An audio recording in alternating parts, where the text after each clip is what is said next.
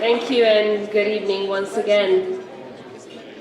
A few days ago, my twin daughters celebrated their 11th birthday, and after their day at school, they celebrated with their friends, and we celebrated with the entire family. And then after that, we had our usual before-bed conversations, and we talked about how blessed we are.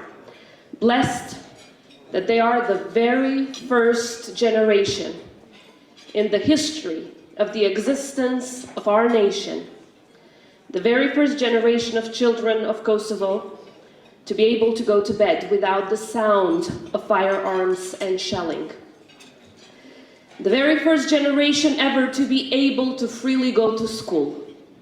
The very first generation ever to be able to freely speak their language.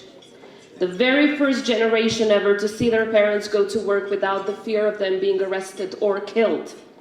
The very first generation ever to have not become refugees, to have only lived in democracy. And the very first generation of kids in the history of our nation to have not known war and to have only lived in peace. And there's a reason for that historic accomplishment. It's the reason that has brought us all together to honor President Bill Clinton. So President Clinton, Madam Secretary Clinton, distinguished leaders and esteemed laureates, it's a profound honor to join you in celebrating President Clinton, a leader whose legacy is not only written in history, but deeply etched in the lives of millions around the world. Tonight we recognize him not just as a statesman, but as a true peacemaker, one who has upheld democracy and defended human rights and dignity above all. So leadership is often defined in many ways, but if we were to draw from the example set by President Clinton, I'd particularly say that a true leader is one who knows to distinguish between right and wrong, and then who acts with unwavering moral clarity to defend what is right. 26 years ago, I was exactly in March 1999. I was hiding in the mountains of my homeland as my family was seeking refuge from the horrors of the Milosevic regime after we were forcibly expelled from our home. I remember listening in a tiny little radio alongside other young people and children, listening to President Clinton's speeches, holding on to hope that his leadership would change the course of our fate. In those moments, had anyone told me that I would be standing right here today on behalf of the people of a free, independent, sovereign Republic of Kosovo, presenting this tribute to the men who became our savior, I would have thought it an impossible dream. Yet, here we are today, both honored and humbled, with an overwhelming sense of gratitude, saying thank you. Thank you, Mr. President, on behalf of every soul in my country, from every home and every heart across Kosovo and across every country of help throughout the world. For the people of Kosovo, President Clinton and Madam Secretary Clinton are more than just allies. They're symbols of our freedom. President Clinton stands as a beacon of hope because when our people faced the horrors of genocide, he chose not to look away. He led with conviction, rallying the free world to stop an ongoing plan to wipe us out from the face of the earth.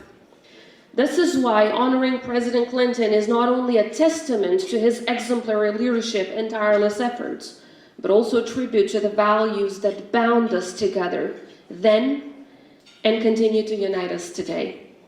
His decision to save millions of lives in Kosovo and around the world, in fact, it was definitely not born out of political convenience, but rather moral necessity. President Clinton understood that peace is not merely the absence of war, but also the presence of justice, as we all know.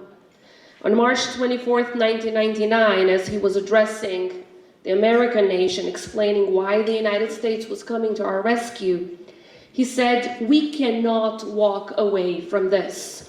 We cannot let genocide happen again in Europe. We cannot allow a brutal dictator violate the fundamental rights of an innocent people while the world remains silent." And as he rightly went on to explain, the dangers of acting were far outweighed by the dangers of not acting, not just to defenseless people, but most importantly, to the values that we share and to global security. And because of President Clinton's leadership, the people of Kosovo were given the chance not to just to survive, but to become survivors who thrive. We were given the opportunity to dream, to rebuild, and to shape our own future. Today, Kosovo stands as a testament to what is possible when democracies around the world stand united against oppression, when justice prevails over fear, and when the international community chooses action over indifference, and when both the moral and legal imperative align. And if you want to understand the true impact of President Clinton's leadership, I invite you all come to Kosovo. The children who were once forced to hide in the mountains and then ended up in refugee camps now walk freely to school, carrying books instead of the burden of war. They laugh, they learn, they dream, because President Clinton believed that their lives were worth protecting. Today, a new generation in Kosovo grows up not knowing the sound of the shelling, but the sound of opportunity. They may never meet the men who saved their future, but they will inherit the world he helped make possible. Today, every free child in Kosovo is a living proof that he made the right choice. Today, the Free Republic of Kosovo is the most democratic country in our region and the most pro-American nation on earth. And that is another testament to that right choice. President Clinton's support for Kosovo was always a reflection of the values that define the American people. From the very beginning and throughout the years, that support transcended party lines.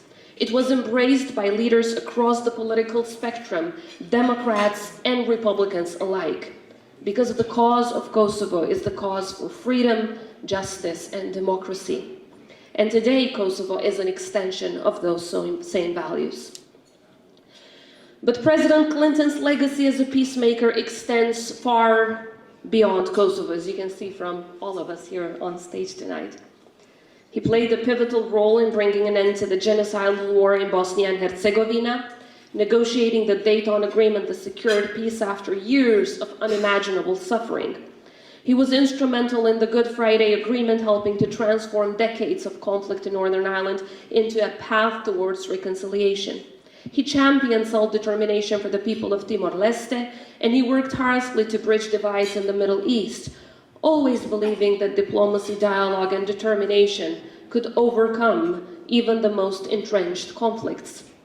And of course, while doing all of this, he was lucky enough, and we were all lucky enough, to have Secretary Clinton, Madam Hillary Clinton, who proved to be one of the reasons for inspiring, I would say, also President Clinton's good job and good deeds around the world, and for doing all of these amazing things for humanity. And I would say becoming the moral compass during some of the most challenging years that the world faced. Initially as First Lady of the United States and later as Secretary of State, Madam Secretary, you stood by us in our journey, making sure that the people of Kosovo are not only free and sovereign, but also strong, prosperous, and ready to give back in defending our shared values as true allies of America. So from the bottom of our hearts, thank you to you too, Madam Secretary. Ladies and gentlemen, today we honor President Clinton as the peacemaker of the century, not just for the agreements signed, but most importantly for the lives saved. Not just for the wars ended, but most importantly for the futures secured.